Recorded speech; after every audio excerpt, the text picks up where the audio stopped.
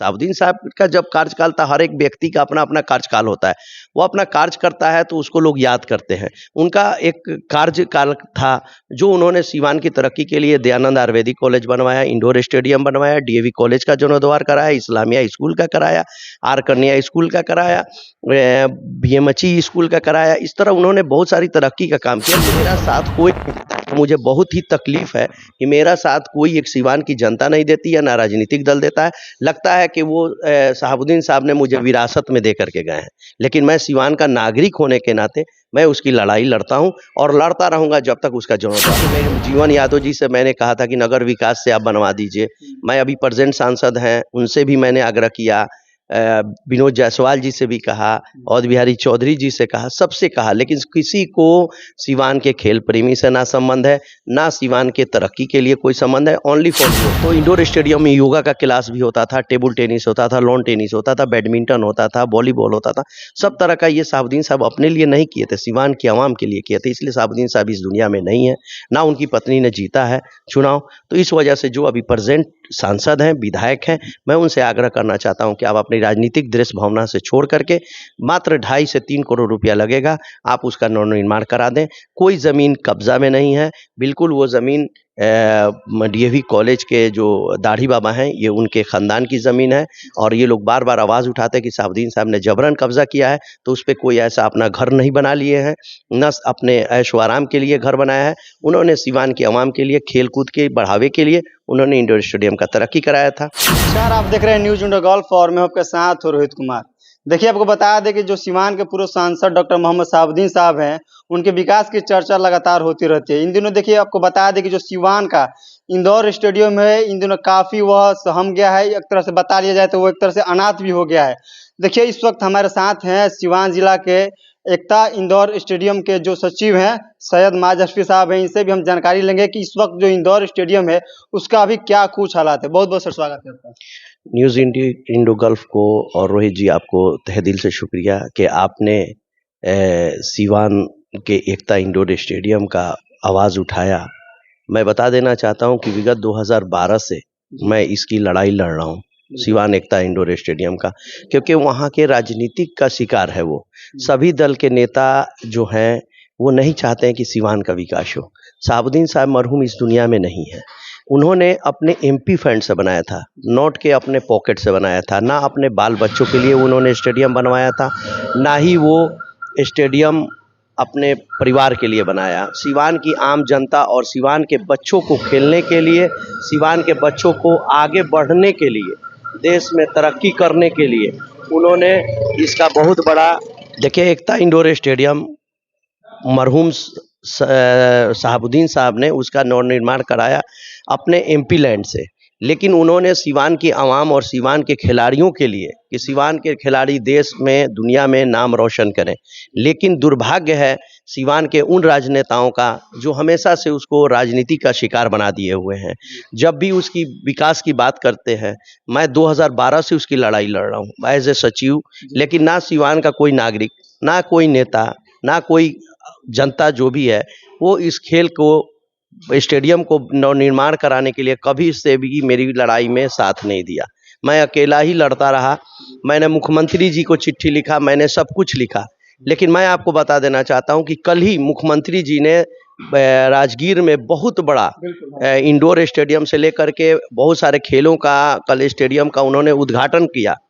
और पटना में भी खेल गांव बनने जा रहा है। एक तरफ मुख्यमंत्री जी बिहार के खिलाड़ियों के लिए, बिहार के लिए सोचते हैं, लेकिन सीवान एक ऐसा ज़िला है जहां पे आज तक जो भी सांसद हुए हैं, सिर्फ शहाबुद्दीन साहब को, मैं देखिए भारतीय जनता पार्टी का कार्यकर्ता हूं, लेकिन मैं एज ए सचिव एकता इंडोर स्टेडियम बोल रहा हूं कि आज तक किसी सांसद ने, ना कोई विधायक ने सीवान में कोई एक ना पार्क बनवाया, ना कोई स्टेडियम का नवनिर्माण कराया। हाँ, जिला अधिकारी मुकुल कुमार गुप्ता से मैंने आग्रह किया था, तो उन्होंने राजेंद्र स्टेडियम को 95 लाख रुपया दे करके उसका जीर्णोद्धार कराया है अभी, क्योंकि उसका भी बहुत खस्ता हाल था।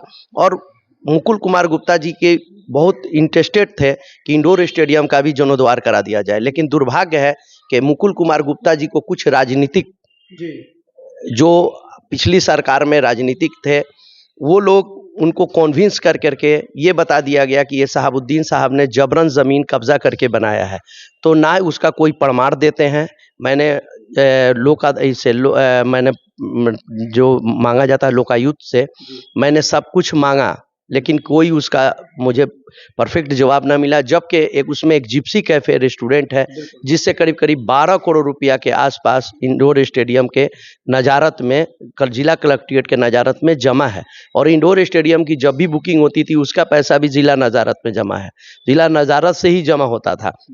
लेकिन कुछ लोग नहीं चाहते हैं कि सिवान का विकास हो। मैं अभी प्रेजेंट सांसद हैं, मैं उनसे भी आग्रह करता हूं कि देखिए, आप निर्माण कराइएगा तो आप अपने पॉकेट से तो कराइएगा नहीं, वो जनता के पैसे से आप करा रहे हैं। जो आपको एमपी लैंड मिलता है 5 करोड़ रुपया, 2.5 से 3 करोड़ रुपया में उसका जीर्णोद्वार हो जाएगा और आपका बोर्ड पे नाम लिखा जाएगा, नहीं कि शहाबुद्दीन साहब का नाम लिखा जाएगा। शहाबुद्दीन साहब का जब कार्यकाल था, हर एक व्यक्ति का अपना अपना कार्यकाल होता है, वो अपना कार्य करता है तो उसको लोग याद करते हैं। उनका एक कार्यकाल था जो उन्होंने सिवान की तरक्की के लिए दयानंद आयुर्वेदिक कॉलेज बनवाया, इंडोर स्टेडियम बनवाया, डीएवी कॉलेज का जीर्णोद्वार कराया, इस्लामिया स्कूल का कराया, आर कन्या स्कूल का कराया, बीएमएचई स्कूल का कराया। इस तरह उन्होंने बहुत सारी तरक्की का काम किया। तो जो प्रेजेंट है, देखिए, हमारे कहने का मतलब है कि आप काम करके जाइएगा तो आपको पार्टी भी सम्मान करेगी, सिवान की आवाम भी सम्मान करेगी। आप 5 साल के लिए ठीक है मूर्ख बना करके आप जीत गए हैं, लेकिन आने वाले विगत चुनाव में फिर आप किस मुंह से जनता के बीच जाएंगे? मैं तो आवाज उठाऊंगा।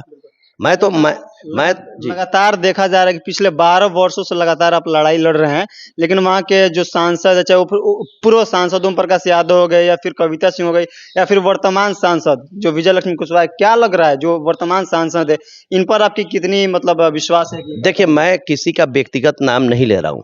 जो जो सांसद हुए, एक 10 साल रहे, एक 5 साल रहे, फिर अभी 1 साल इनको होने जा रहा है, तो ये लोग को सोचना चाहिए कि हम जब आवाम के लिए ही, आवाम ने ही आपको वोट दे करके जिताती है, तो आप आवाम के लिए, खेल खिलाड़ी सिवान के युवाओं के लिए आप तरक्की का काम करें।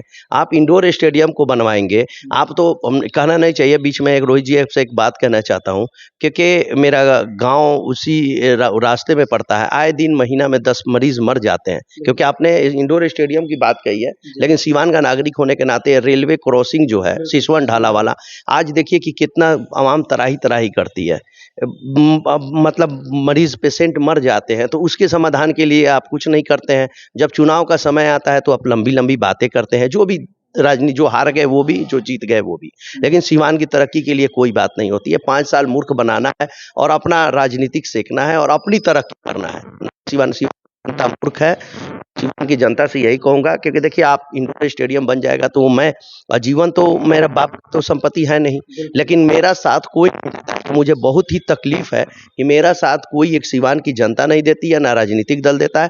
लगता है कि वो शहाबुद्दीन साहब ने मुझे विरासत में दे करके गए हैं, लेकिन मैं सिवान का नागरिक होने के नाते मैं उसकी लड़ाई लड़ता हूं और लड़ता रहूंगा जब तक उसका जीर्णोद्वार न करूं। एक अहम सवाल आपसे रहेगा कि जो सिवान का, जो वहाँ का जो वर्तमान में जनप्रतिनिधि है, उनके साथ साथ जो सिवान की जनता है, इसमें उनकी कितनी मतलब दोषी है? क्या लग रहा है कि सिवान की जनता भी इसमें कहीं दोषी है? देखिए, जाहिर सी बात है, मैं तो कह रहा हूं खुल करके ना कि सिवान की आवाम का भी साथ नहीं है। अरे, आप कम से कम आप समय नहीं दे सकते हैं तो मेरे साथ, मेरे उस आंदोलन में कम से कम जनता, आप मैसेज तो दे सकते हैं ना। आजकल सोशल मीडिया का जमाना है, आप समर्थन करिए कि आप जिलाधिकारी या मुख्यमंत्री ये फेसबुक पे डालिए, ये सब आप महाअभियान चलाइए, आप चलाइए, हमारा साथ दीजिए। आप हम को जिंदगी भर सेक्रेटरी नहीं रहना है। आप जब, वो तो सरकार का चीज होता है, जब नई कमेटी बनेगी तो मुझे रखेगा कि नहीं रखेगा, मुझे उससे कोई लालसा नहीं है, लेकिन मैं चाहता हूं कि इंडोर स्टेडियम बन जाए। देखिए, मेरे जीवन यादव जी से मैंने कहा था कि नगर विकास से आप बनवा दीजिए। मैं अभी प्रेजेंट सांसद हैं, उनसे भी मैंने आग्रह किया, विनोद जायसवाल जी से भी कहा, और बिहारी चौधरी जी से कहा, सबसे कहा, लेकिन किसी को सिवान के खेल प्रेमी से ना संबंध है, ना सिवान के तरक्की के लिए कोई संबंध है, ओनली फॉर वोट। लेकिन मैं ये लोकसभा चुनाव में भी मैं ये आवाज़ उठाया था और आगामी विधानसभा चुनाव में इसकी आवाज़ उठाऊंगा। जनता का काम है, जात पात पर चुनाव होता है, इस पे जात पात पे तरक्की वहीं ख़त्म हो जाती है जब जात पात से होता है। हम तरक्की की बात करते हैं, हमारे प्रधानमंत्री तरक्की की बात करते हैं, हमारे मुख्यमंत्री तरक्की की बात करते हैं, लेकिन हमारे सिवान का दुर्भाग्य है कि जात पात और हिंदू मुसलमान में घूम कर करके सिवान की पॉलिटिक्स और सिवान की तरक्की बिल्कुल ख़त्म हो जाती है। इसलिए मैं सिवान की आवाम से कहूँगा और सिवान के जनप्रतिनिधियों से कहूँगा कि आप अपनी देश भावना को भूल जाएं और इंडोर स्टेडियम और सिसवन ढाला दोनों को बनवा दें। यही आपसे नर्म निवेदन और मेरी विनती है एक सिवान का नागरिक होने के नाते। आखिर इस लड़ाई को आप कब तक लड़ते रहिए? जीवन जब तक मैं जिंदा रहूंगा, जब तक इंडोर स्टेडियम नहीं बन जाता है, सिसवन ढाला जब तक नहीं बन जाता है तब तक, क्योंकि सिसवन ढाला का आवाज़ बहुत सारे जनप्रतिनिधि आवाम ने भी उठाया है, उसका मैं शुक्रिया अदा करना चाहता हूँ। उसी तरह मैं इंडोर स्टेडियम के लिए आग्रह करना चाहता हूँ सिवान के सभी डॉक्टरों से, इंजीनियर से, आम नागरिक से कि आप लोग भी इस अभियान में मेरा साथ दें और कोशिश करें कि देखिए आज स्वस्थ जीवन जीना बहुत ज़रूरी है। आज हार्ट के पेशेंट भारत में हर 2-3 मौतें जो होती हैं उसमें एक मौत हार्ट से भी होती है। तो इंडोर स्टेडियम में योगा का क्लास भी होता था, टेबल टेनिस होता था, लॉन टेनिस होता था, बैडमिंटन होता था, वॉलीबॉल होता था, सब तरह का। ये साहबुद्दीन साहब अपने लिए नहीं किए थे, सिवान की आवाम के लिए किए थे। इसलिए साहबुद्दीन साहब इस दुनिया में नहीं है, ना उनकी पत्नी ने जीता है चुनाव। तो इस वजह से जो अभी प्रेजेंट सांसद हैं, विधायक हैं, मैं उनसे आग्रह करना चाहता हूं कि आप अपनी राजनीतिक दृश्य भावना से छोड़ करके मात्र 2.5 से 3 करोड़ रुपया लगेगा, आप उसका नवनिर्माण करा दें। कोई ज़मीन कब्जा में नहीं है, बिल्कुल वो ज़मीन डीएवी कॉलेज के जो दाढ़ी बाबा हैं ये उनके ख़ानदान की ज़मीन है और ये लोग बार बार आवाज़ उठाते हैं कि साहबुद्दीन साहब ने जबरन कब्जा किया है। तो उस पर कोई ऐसा अपना घर नहीं बना लिए हैं, न अपने ऐश व आराम के लिए घर बनाया है। उन्होंने सिवान की आवाम के लिए, खेल कूद के बढ़ावे के लिए उन्होंने इंडोर स्टेडियम का तरक्की कराया था। चलिए, बहुत बहुत धन्यवाद, शुक्रिया। चलिए, तो आप ये खबर अगर सिवान से देख रहे हैं, अगर आप सिवान के वहाँ के जो नागरिक हैं, तो कहीं ना कहीं सिवान के विकास को लेकर के आपको भी कहीं ना कहीं आगे आना पड़ेगा। जिस तरह से जो सैयद माज जरफी साहब है, इन्होंने सिवान के विकास को लेकर के लगातार ये पिछले 12 वर्षों से लड़ाई लड़ते आ रहे हैं, लेकिन ये बता रहे हैं हमारे चैनल के माध्यम से कि इनके सिवान के जो नागरिक है, एक भी नागरिक इनका जो साथ नहीं दे पा रहे हैं, तो फिर सिवान का विकास कैसे होगा? आपको बता दें कि देखिए, इंदौर स्टेडियम है जो सिवान के पूर्व सांसद डॉक्टर मोहम्मद शहाबुद्दीन साहब बनवाए थे और उसी स्टेडियम का लड़ाई ये पिछले 12 वर्षों से लगातार लड़ते हुए आ रहे हैं। देखिए, अब आने वाला समय बताएगा कि आने वाला समय में कौन सा वैसे वो जो जनप्रतिनिधि होंगे जो सिवान का इंदौर स्टेडियम है उसको बनवाते हैं। बहरहाल ये खबर आप देख रहे हैं न्यूज़ इंडो गल्फ पे। इस वीडियो को देखने के लिए तमाम दर्शकों को बहुत बहुत धन्यवाद।